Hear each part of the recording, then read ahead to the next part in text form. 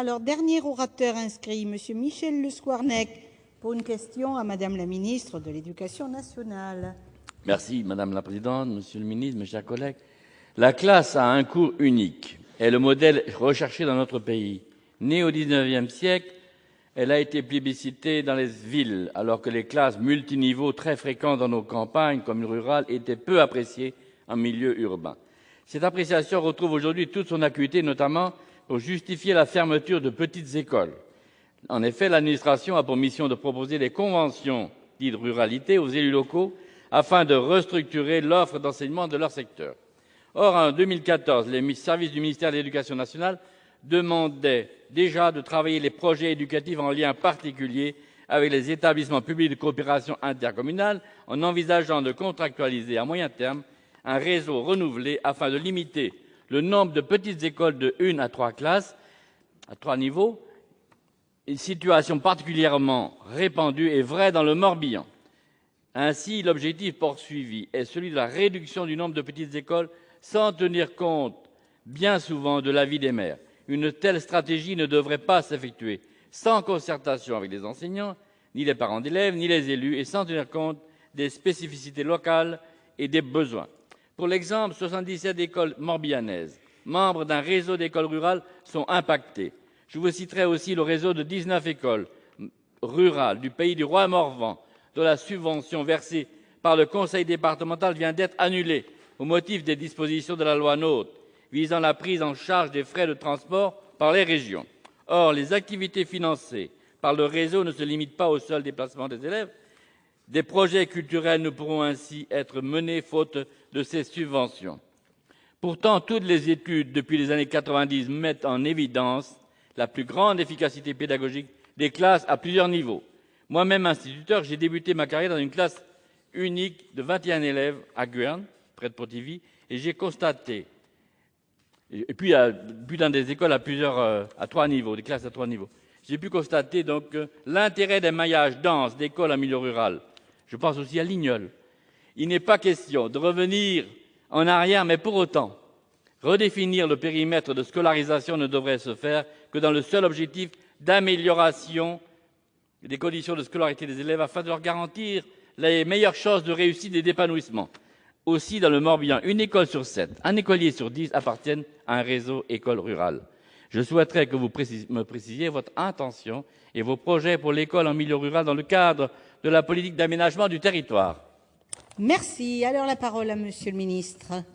Merci, Madame la Présidente, Mesdames et Messieurs les sénateurs, Monsieur le sénateur Michel Le Squarnec. Vous le savez, les nouvelles modalités de répartition, des moyens entre les académies prennent désormais en compte le caractère rural des territoires, et je peux vous dire que j'y suis particulièrement attaché, parce qu'Annick Billon pourra se dire que mes grands-parents sont certes de la Sarthe, mais j'ai eu l'occasion aussi de connaître Lignol dans le Morbihan, car mes parents avaient une maison de campagne là-bas, et c'est un territoire particulièrement remarquable, chaleureux et accueillant. Des postes sont ainsi spécifiquement attribués au titre des conventions ruralité, permettant de préserver tout ou partie des postes d'enseignants face aux effets de la démographie. Votre collègue, j'allais dire notre collègue, Alain Durand, a remis à la ministre de l'Éducation nationale un rapport excellent à cet égard. S'agissant plus particulièrement du département du Morbihan, son réseau d'écoles publiques est caractérisé par une proportion importante, que vous venez de le rappeler, de petites écoles, dont plus de 50% sont à 4 classes ou moins, localisées en grande partie dans les zones rurales et isolées du département. Dans ces mêmes zones, le réseau privé, historiquement, s'est organisé de longue date en regroupements pédagogiques intercommunaux, ce qui évite en effet les multiniveaux ainsi que l'isolement pédagogique des maîtres, tout en favorisant la stabilité des équipes pédagogiques. Malgré cela, le réseau privé se voit aussi contraint de fermer des écoles consécutivement à la baisse démographique du nombre d'enfants en âge de scolarisation. Pour lutter contre les fragilités du réseau d'écoles dans un contexte de baisse démographique sur certains territoires, des conventions ruralité sont en cours de négociation avec les associations de maires ou de maires encore plus ruraux. Ces conventions, fondées sur le principe d'un appel à projets, vise à réorganiser le réseau des écoles en recherchant une qualité du service offert aux familles et aux élèves.